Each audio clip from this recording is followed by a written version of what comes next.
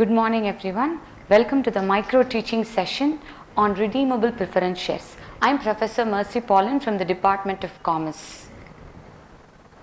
So redeemable preference shares falls under a broader topic of corporate accounting. Redeemable preference shares, in order to understand redeemable preference shares, we must know what is preference shares first of all.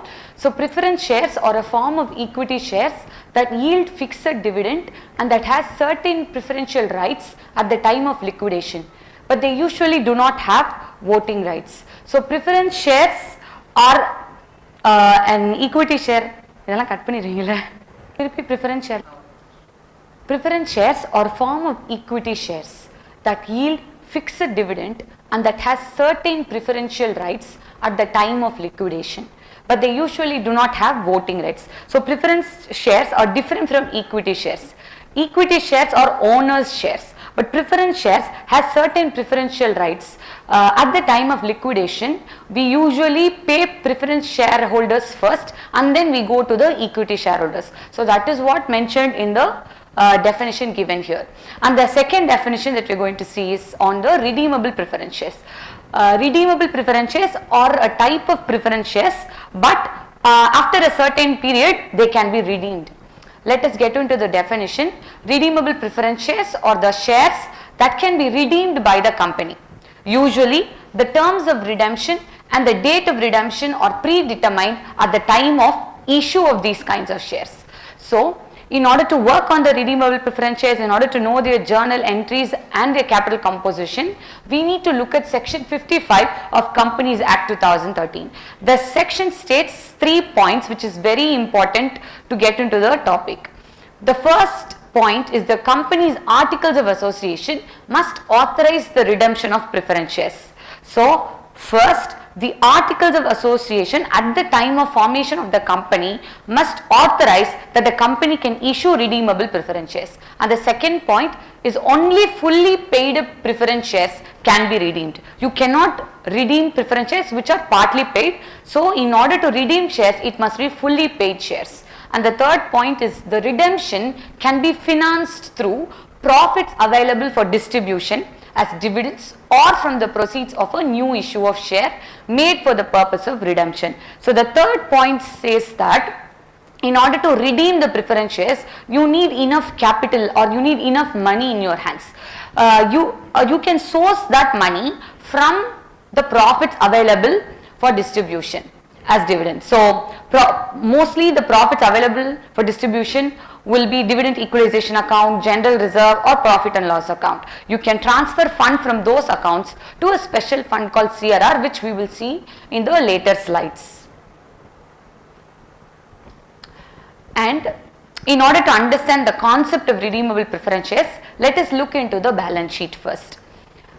The equity capital is 2 lakhs, the redeemable preference shares is 3 lakhs, creditors 1 lakh, P&L 1 lakh and the general reserve 1 lakh.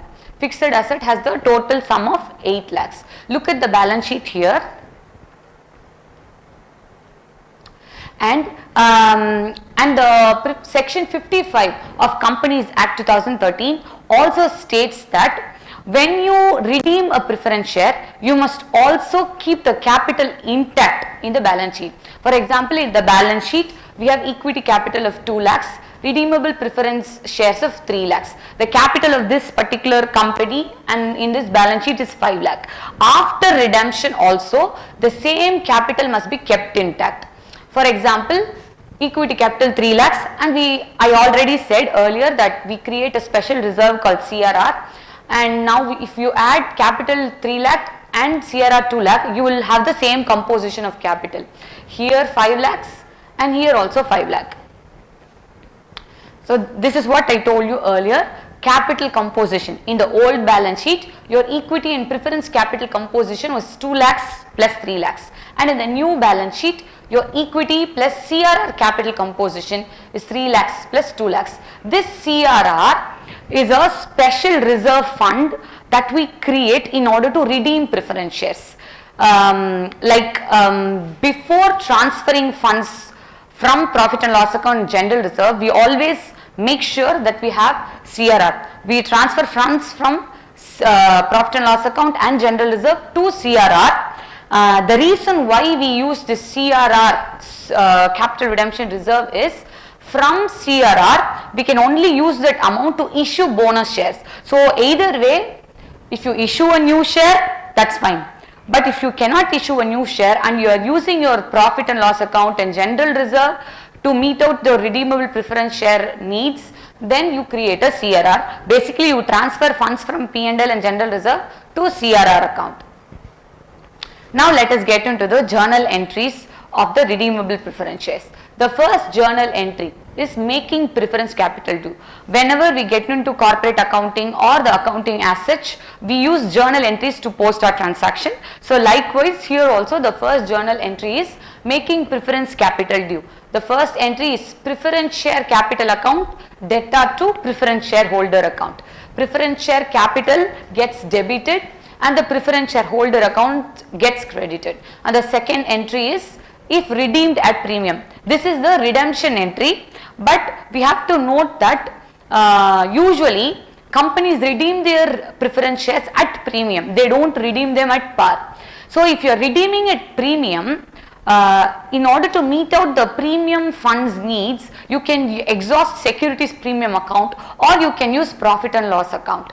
If you have securities premium account, you must give preference to securities premium account first to exhaust, and then you can go ahead with the profit and loss account. So the second entry is preference share capital account debtor, premium on redemption of preference share account debtor to preference shareholders account. Because we are paying out premium here, we are debiting the premium on redemption of preference shares account. And the third entry is adjustment of premium on redemption. So in order to adjust the premium on redemption, for paying premium, here we are using profit and loss account to adjust the premium amount, or if you have securities premium available in the company, you can use securities premium account debtor to premium on redemption of preference shares. And the fourth entry is the creation of CRR. CRR is the capital redemption reserve that we saw earlier. So whenever a company is redeeming, it has to transfer funds from its profits to the CRR account and then it can redeem the shares. The reason is the company needs to keep its capital intact.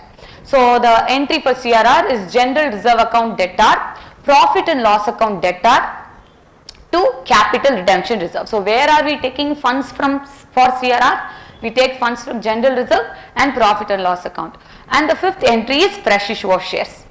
Even after transferring funds from CRR, if we don't have enough funds, we go ahead with a fresh issue. It is the decision of the company. The company can decide whether it has to issue new shares or it has to exhaust its reserves first. So in case if the company decides to issue fresh issue of shares and raise its money for redemption, then you go ahead with this entry. Bank account debtor to share capital account to securities premium if the company are issuing shares at premium. And the last entry for redeemable preference shares is payment to preference shareholders. Finally, we have all the funds ready, we have kept the capital structure intact, and final entry is preference shareholders account debtor to bank account. So with these 6 entries, if you study all these 6 entries, you will be able to work on problems carrying out redeemable preference shares in a best possible manner. Thank you. Have a nice day.